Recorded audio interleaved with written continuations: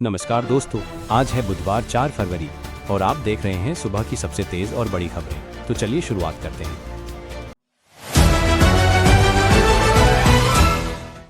भारत और अमेरिका के बीच एक महत्वपूर्ण व्यापार समझौता पर सहमति बनी है, जिसके तहत अमेरिका ने भारत के उत्पादों पर लगाए जाने वाले शुल्क को 50% से घटाकर 18% कर दिया है, जिससे निर्यात को बढ़ावा मिलेगा और दोनों देशों के बीच वाणिज्यिक सहयोग को नई गति मिलेगी। इस डील में अमेरिका ने भी भारत से रूसी तेल की खरीद बंद करने की मांग की है और भारत ने अमेरिकी ऊर्जा, कृषि और तकनीकी सामान की बड़ी मात्रा में खरीद बढ़ाने का वादा किया है। इस निर्णय के बाद वित्तीय बाजारों में सकारात्मक रुख दिखा और शेयरों की कीमतें उछलीं, जिससे निवेशक विश्वास को मजबूती मिली है।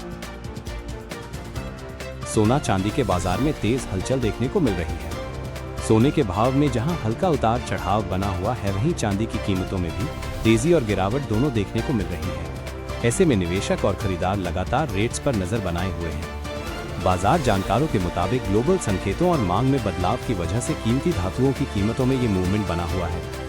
सोना 1,60,000 प्रति 10 ग्राम के आसपास, चांदी 2,95,000 प्रति किलो के आसपास।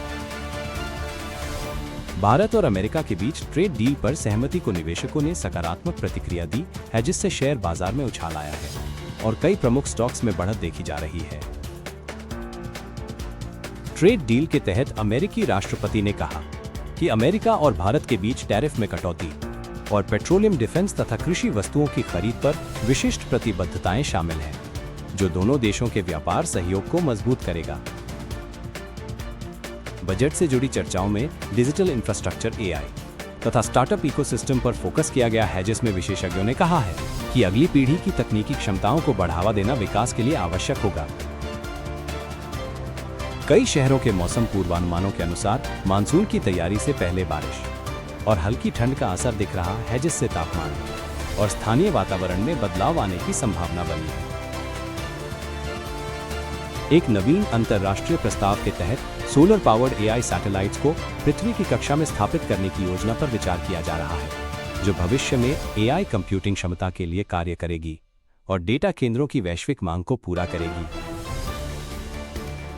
बाजार विश्लेषण से पता चलता है कि सोना अब कंसोलिडेशन फेज में है और निवेशक आगे के संकेतों का इंतजार कर रहे हैं। चांदी ने हाल की गिरावट के बाद रेजिस्टेंस स्तर को पकड़ने की कोशिश की है, जिससे लोगों की नजरें आगे की चाल पर टिकी हैं।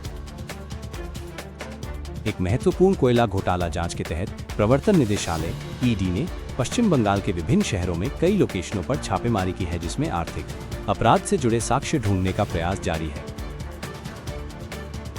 UAE में आगामी विंटर रमजान के लिए पूरे महीने का उपवास शेड्यूल और पूजा समय जारी किया गया है, जिससे देश में रह रहे मुस्लिम समुदाय को सुलभ जानकारी मिलेगी और सामाजिक कार्यक्रमों की योजना बनाना आसान होगा। बस आज के लिए इतना ही। उम्मीद है आपको यह समाचार उपयोगी लगा होगा। वीडियो पसंद आए तो प्यार से एक लाइक जरूर दें और अपने परिवार दोस्तों तक ये जानकारी पहुंचाने के लिए शेयर करें। आपका साथ और आशीर्वाद ही हमारी प्रेरणा है। कल फिर मिलेंगे नए अपडेट के साथ। तब तक के लिए स्वस्थ रहें, सुरक्षित रहें। जय हिंद।